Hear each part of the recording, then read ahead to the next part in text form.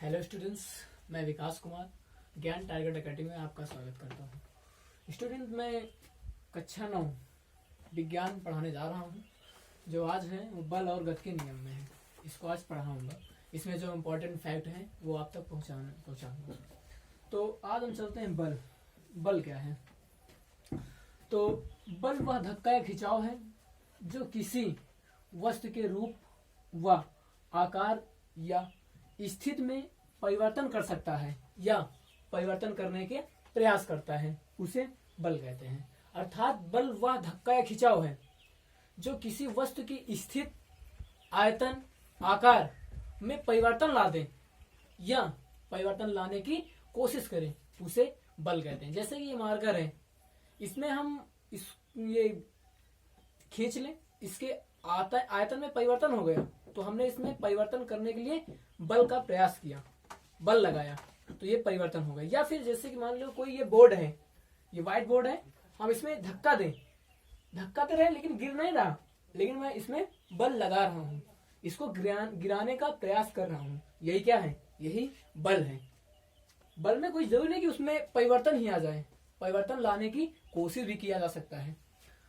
आगे, बल लगाने की क्रियाएं दो वस्तुओं के बीच होनी चाहिए। अर्थात बल लगाने के लिए कोई सिंगल वस्तु में नहीं हो सकती, इसके लिए दो वस्तु होना चाहिए। नंबर एक वस्तु जो बल लगाती है और दूसरी वस्तु वो है जिस पर बल लगती है। एक वस्तु जैसे मान लो एक हम हो गए और एक मार्कर हो गया, तो हम बल लगा रहे हैं इस मार्कर पे और दूसरा जो वस्तु मार्कर है इस पर बल लग रहा है। इसमें दो वस्तुएं होनी चाहिए। एक वस्तु पर बल लगाने का कोई अर्थ नहीं होता। अर्थात सोचो कि ये एक ही वस्तु है, इसको रख दिया जाए और इस पे बल लग जाए, तो ऐसा नहीं हो सकता। इसमें कोई नियम इसका नहीं है। आगे, बल जो है वो एक सदिश राशि है। बल जो है एक सदिश राशि है। इसका एसआई मात्रक न्यूटन होता है तथा सीजीएस मात्रक जो होता है वो डाइन होता है। वो क्या होता है? डाइन होता है। तो एक न्यूटन में 1 किलोग्राम मीटर पर सेकंड स्क्वायर होता है। एक न्यूटन में 1 किलोग्राम मीटर पर सेकंड स्क्वायर होता है तथा एक न्यूटन में, या फिर इसे हम डाइन में व्यक्त कर सकते हैं क्योंकि डाइन इसका सीजीएस पद देते हैं मात्र, तो सीजीएस मात्रा में 1 न्यूटन बराबर 10 की घात 5 डाइन होता है। आगे,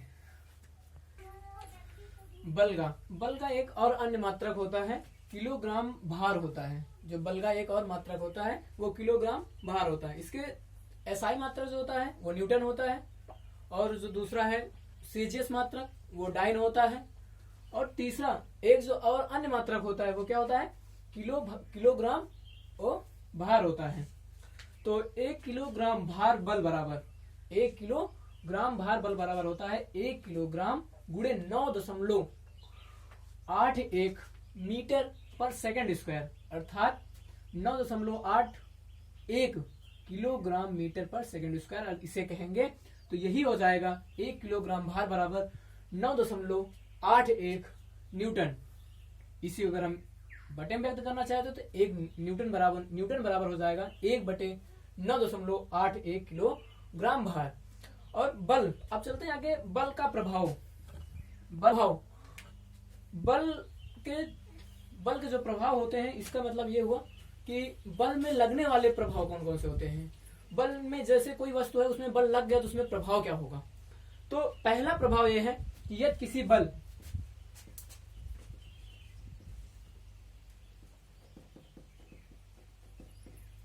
का प्रभाव, अर्थात किसी वस्तु में जो बल होता है उसके लगने पर उसकी स्थिति और आयतन में परिवर्तन होता है। जैसे कि हम गुब्बारा लें और गुब्बारे को दबा, उसमें बल लगाएं दोनों तरफ, तो उसकी आयतन में परिवर्तन हो जाएगा। और दूसरा जो है, जैसे मान लो कोई दूसरा प्रभाव, यदि कोई वस्तु गतिमान है तो उसमें बल लगाकर उसे रोका जा सकता है। जैसे मान लो हम साइकिल से चले जा रहे हैं और पीछे से कोई खींच ले तो हम क्या हो जाएंगे? रुक जाएंगे। तो दूसरा प्रभाव इसका यह है कि जैसे कि मान लो साइकिल कोई गतिमान वस्तु है, उसमें बल लगाकर उसे रोका जा सकता है। और जो तीसरा यदि ये है कि यदि कोई वस्तु स्थिर अवस्था में, जैसे मान लो हम साइकिल ले खड़े हैं और आप ठेल दो पीछे आगे की ओर, तो वो गतिमान हो जाएगी। अर्थात कहने का मतलब ये हुआ कि किसी स्थिर वस्तु में, स्थिर अवस्था में अगर यदि कोई वस्तु है तो उसमें हम बल लगाकर उसे गतिमान बनाया जा सकता है। तो ये गति के प्रभाव हो गए। आगे चलते हैं, गति के प्रकार व बल के प्रकार।